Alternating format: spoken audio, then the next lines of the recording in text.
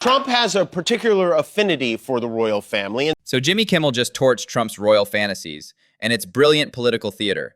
We're diving into how he exposes Trump's desperate need for aristocratic validation while savaging his administration's incompetence. Plus, that cousin claim that has Trump dreaming of palaces. Let's break this down. So in Washington, they pulled out all the stops to welcome the king and queen. The Department of Transportation lined the streets with what they thought was the Union Jack. The British flag turned out to be the Australian flag. This flag mix-up is peak Trump administration. The Union Jack has distinct diagonal red stripes, while Australia's flag has a Southern Cross constellation. This wasn't some minor detail.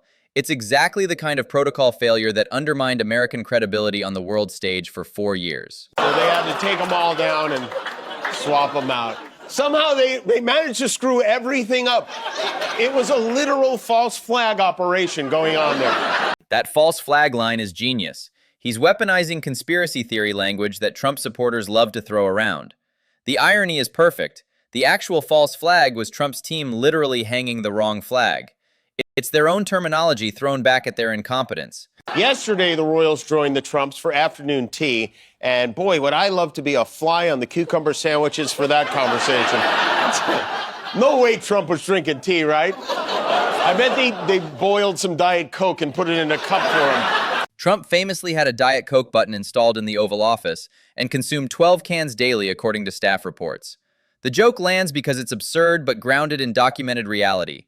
He really would need his caffeine fix even during royal tea time. Trump heard this. He said, the Atlantic is trans now, too?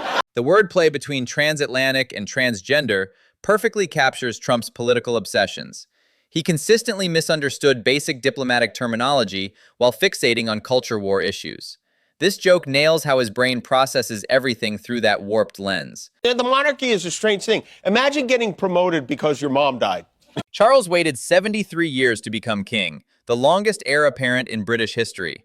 The parallel to Trump is perfect. Both inherited their status rather than earning it.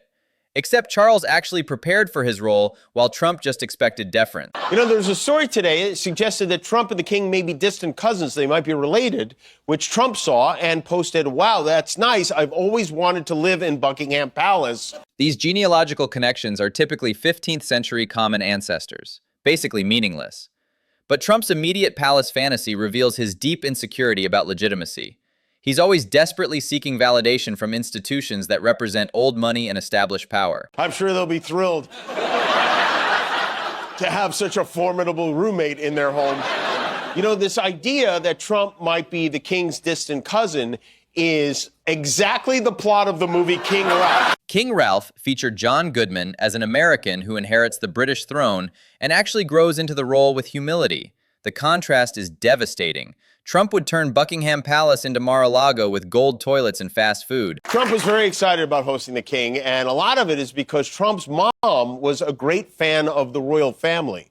Mary Ann MacLeod Trump emigrated from Scotland in 1930 and was reportedly fascinated by royal ceremonies, watching them religiously on TV. Trump's obsession with titles and aristocracy clearly stems from his mother's influence and his own desperate need for class validation. The only thing Lindsey Graham loves more than war is dinnerware. Graham has pushed for military intervention in Syria, Iran, and Venezuela, while obsessing over White House China patterns. The contrast is stark. He'll advocate sending other people's children to war, but gets genuinely excited about fancy dinner plates. Does this guy have his finger on the pulse of the average American? South Carolina ranks 45th in median household income and 40th in poverty rates. Graham's constituents are struggling with real economic issues while he's gushing over tableware at fancy D.C. dinners. The disconnect couldn't be more obvious. Lindsey Graham can't just wave his Little Mermaid bubble wand and make it so. And if he could, he wouldn't be constantly begging for money. The bubble wand imagery is devastating.